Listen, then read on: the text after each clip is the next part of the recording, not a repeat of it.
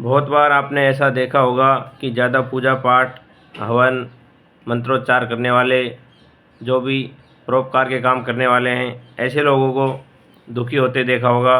और जो लोग बिल्कुल नास्तिक है, पापी है, दुराचारी है, वो लोग अक्सर मौज मस्ती करते हुए आपने देखा होगा। भगवान श्री कृष्ण ने इसका जवाब भगवत गीता में हूबहू एक बार श्री अर्जुन, धनुर्धारी अर्जुन ने पूछा था। तो दोस्तों, आज का जिक्र इस वीडियो में मैं करने जा रहा हूं। जो भी दर्शक मित्रगण इस चैनल पर नए जुड़े हो, चैनल को सब्सक्राइब कर ले और बेल आइकन को प्रेस कर ले। आप सभी का हार्दिक स्वागत है। तो प्रिय दर्शकों, एक बार अर्जुन ने भगवान श्री कृष्ण से संवाद किया था, जिसमें कहा था कि हे माधव, जो लोग ज़्यादा पूजा पाठ करते हैं, जो लोग परोपकार के काम करते हैं, उनको दुख क्यों उठाना पड़ता है, क्यों वो परेशान हुए फिरते हैं। और जो लोग पापी होते हैं, वैश्यागमन करते हैं, शराब पीते हैं, हर तरह का गलत काम करते हैं, फिर भी मौज मस्ती एंजॉय करते रहते हैं।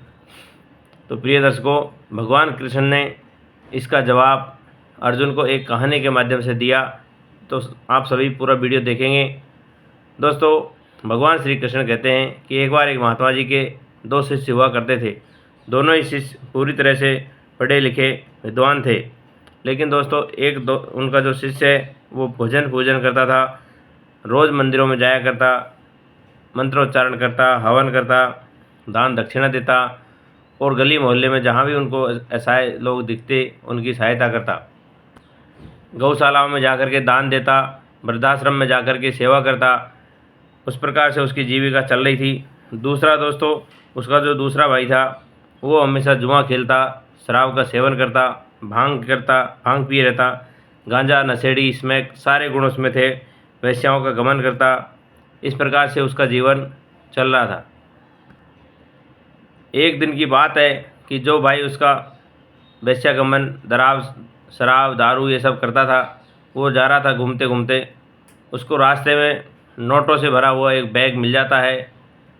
उसी समय थोड़ी देर बाद सबको ये हल्ला कर कर के बता रहा था कि देखो मुझे आज क्या मिला है, आज मुझे नोटों से भरा पूरा बैग मिल गया है।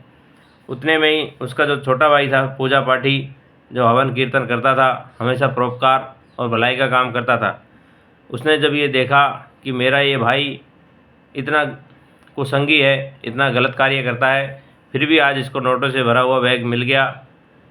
दोस्तों, दोनों में ये विचार विमर्श चल ही रहा था।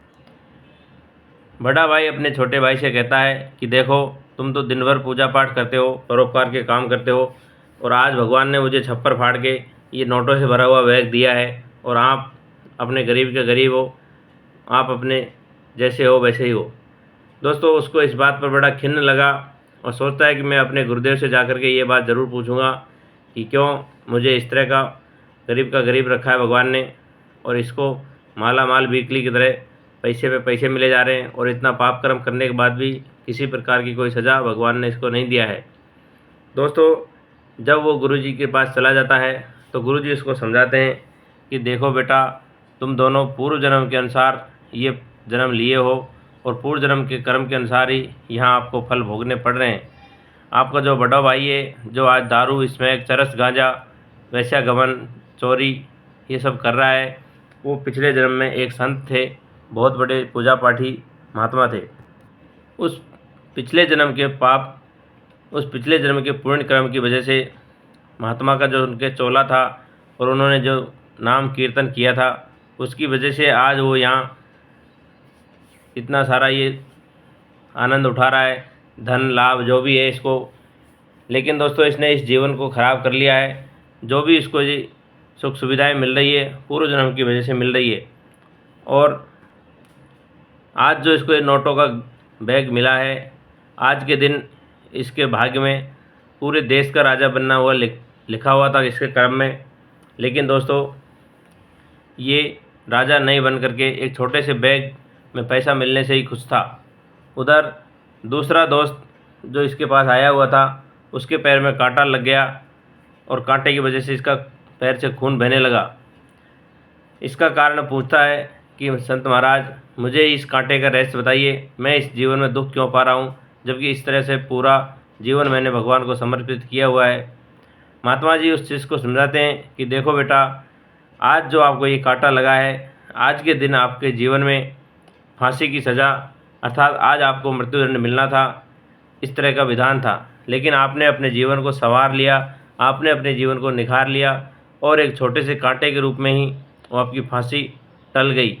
अब आप सोच सकते हैं कि किस प्रकार से पूर्व जन्म के संचित कर्मों से हमको इस जन्म में पाप और पुण्य का फल भोगना पड़ता है।